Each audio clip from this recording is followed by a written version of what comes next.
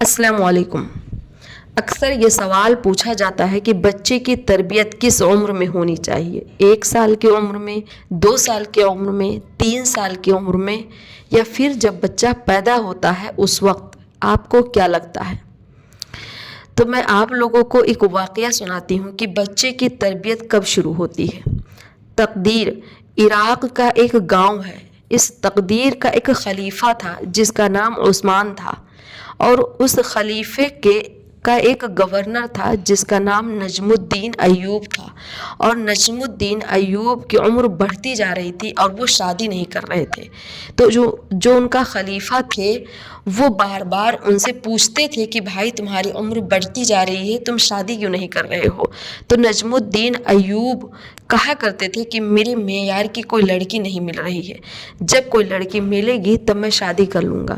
تو خلیفہ نے سوال کیا کہ آپ کا معیار کیا ہے؟ تو انہوں نے بتایا کہ میرا معیار یہ ہے کہ کوئی ایسی لڑکی ہو جو میرا ہاتھ پکڑے اور میرا ہاتھ پکڑ کر مجھے جنت میں لے جائے، اور ہماری شادی کے نتیجے میں جو بچہ پیدا ہو وہ ہم دونوں مل کر اس کی تربیت کریں، اس کی ماں اس کو علم سکھائے اور میں اس کو شہسواری سکھاؤں، اور وہ ایک بڑا شہسوار بنے، اور پھر وہ مسلمانوں کا جو پہلا قبلہ ہے بیت المقدس اس کو آزاد کرا کے لائے۔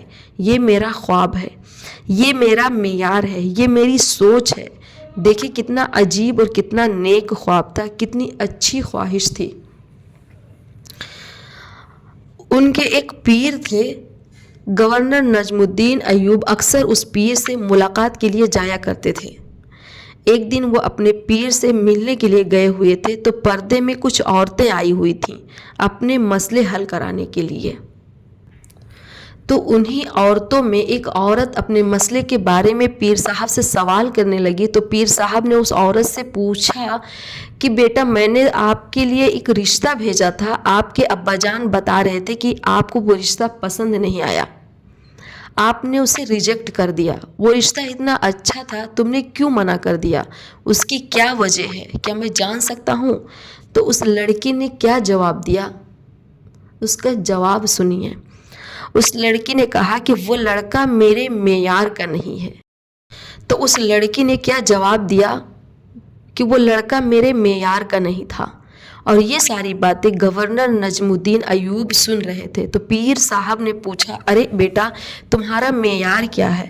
تو اس لڑکی نے جواب دیا کہ میرا معیار یہ ہے کہ کوئی ایسا لڑکا ہو جو میرا ہاتھ پکڑے اور مجھے جنت میں لے جائے۔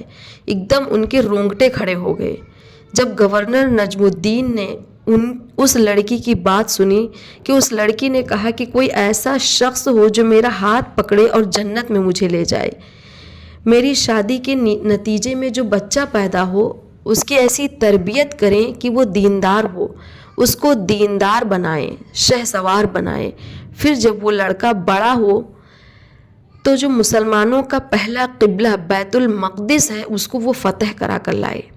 نجم الدین ایوب ایک دم شاکڈ ہو گئے، بولے ارے یہی تو میں بھی سوچتا ہوں۔ انہوں نے پیر صاحب سے کہا کہ پیر صاحب اس لڑکی سے میری شادی کرا دیں۔ تو پیر صاحب نے ان سے کہا کہ تم اس علاقے کے گورنر ہو اور جس لڑکی سے تم شادی کرنا چاہ رہے ہو وہ لڑکی اس پورے تقدیر گاؤں میں سب سے زیادہ غریب ہے، اس سے غریب اس گاؤں میں کوئی بھی نہیں ہے، تو تم کیا کہہ رہے ہو کہ میں اس سے تمہاری شادی کرا دوں؟ انہوں نے کہا کہ مجھے اس کی غریبی امیری سے کوئی لینا دینا نہیں ہے، مجھے بس اس لڑکی سے شادی کرنا ہے۔ ان کی شادی ہو گئی، وہ اس لڑکی کو رخصت کرا کے اپنے گھر لے آئے۔ پھر کچھ دن بعد ان کو ایک بیٹا ہوا، اس بیٹے کو انہوں نے اچھی تربیت دی، پال پوس کر بڑا کیا، شہسوار بنایا جیسا کہ وہ چاہتے تھے۔ پھر وہی لڑکا آگے چل کر بیت المقدس کو فتح کیا۔ اس لڑکے کا نام کیا تھا جانتے ہیں آپ لوگ؟ اس لڑکے کا نام تھا صلاح الدین ایوبی۔ تو شادی سے پہلے جو ہم اپنے بچے کے بارے میں سوچتے ہیں، یعنی شادی کے وقت جو ہم سوچتے ہیں پھر اسی حساب سے اس کی ماں تلاش کرتے ہیں، وہ صحیح ٹائم ہوتا ہے بچے کی تربیت کا۔ اور ہم اپنے بچے کو ڈاکٹر انجینئر بنانا چاہ رہے ہوتے ہیں، ہماری سوچ ہی ہے اپنے بچے کو کسی کا نوکر بنانا، اب وہ نوکری چاہے گوگل کمپنی کی ہو یا کہیں کی بھی ہو۔ ہم اسے اچھی سوچ دیتے ہی نہیں ہیں۔ تو جو سوچ والدین ان کے بارے میں رکھتے ہیں اولاد آگے چل کر ویسا ہی بنتے ہیں۔ تو پلیز اپنے بچوں کے ذہن پر کچھ بڑا کر گزرنے کی سوچ کو ڈیولپ کریں۔ کامیابی دینے والی ذات صرف خدا کی ہے۔ آمین ثم آمین۔